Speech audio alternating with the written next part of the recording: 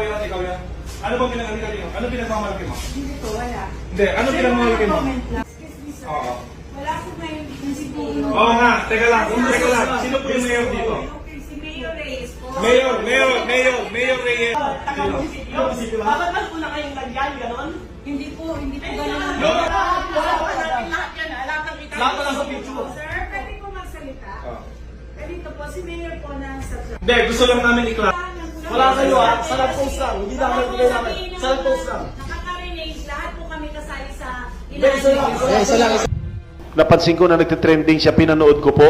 At hindi ko nga kilala kung sino itong mga tao na to na nagpapasikat sa social media. Hindi po, wala. Hindi, ano pinagmamalaki mo? Comment lang. Diyan tayo sumusuporta sa panukala ni Board Member Anton na ideklara sila bilang persona non grata. Mga kababayan, formal na po na idineklara ng persona non grata ito pong company ng Rosmar at Rendon Labrador doon po sa lalawigan ng Palawan at paghihimasok at pag-iskandalo dulot ng kahihiyan sinapit ng staff po ng mayor ng Kulong Palawan. Well, mga kababayan, nakita naman po ninyo sa video kung gaano at kung paano ang kanilang eksena na nangyari. How can you imagine, mga kababayan, sa laki ng katawan ni Rendon Labrador, talagang makikita mo talaga, mga kababayan, na isang suntok lamang po sa staff ni mayor ay malamang talsik agad yun, knockout ika ka, mga kababayan. Kaya bilib po ako sa kanilang grupo na Team Malakas, mga kababayan. How can you imagine, mga kababayan, kung darating po ngayon ang Metro Manila Film Festival, talagang malamang at alamang na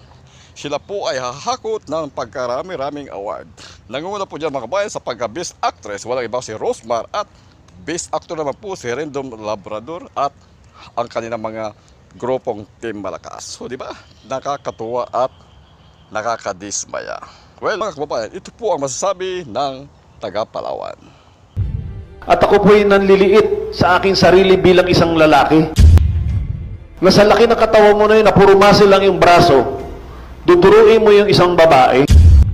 Parang nakakapanliit po sa parte niya. Ako'y hiyang-hiya para sa kanya kung siya may sikat na sinasabi nila na sikat siya.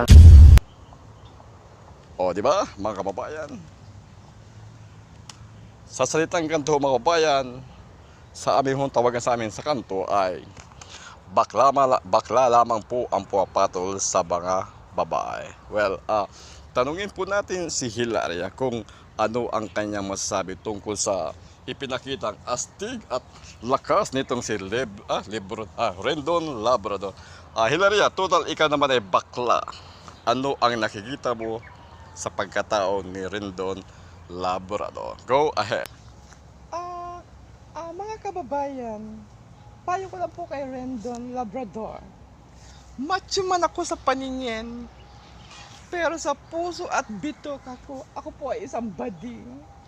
Kaya ikaw, Rendon, baka hindi ka pa umaamin. Aminin mo na dumami na tayo. Magpa-member ka na sa akin para tayo na ang magsama-sama sa Pilipinas para dumami ang ating lahi sa ating mga federasyon. At sabay-sabay po tayong sisigaw ng Darna! Ako ay isang model doon sa Ermita. Gabi-gabi sa disco at magpakabongga sa pagka-istariray. Talbog lahat sila at ang mga foreigner ay nagkakandara pa pag ako'y sumayaw na. Ang masasabi ko lang po sa inyo, Rosmar at Rendon Labrador, hindi po tayo magkakampi, hindi rin po tayo magkalaban, at hindi po tayo magkaibigan. At ni minsan hindi ko po namin napanood ang iyong mga vlog. Well, isa lang po ang ating masabi, wag ho tayong masyadong magpakataas. Respetuhin po natin ang bawat isa. Lalo-lalo po ang mga tao na ating nakakasalamuha. Dahil nabubuhay po tayo sa views. At yun lang aking masabi. Take note.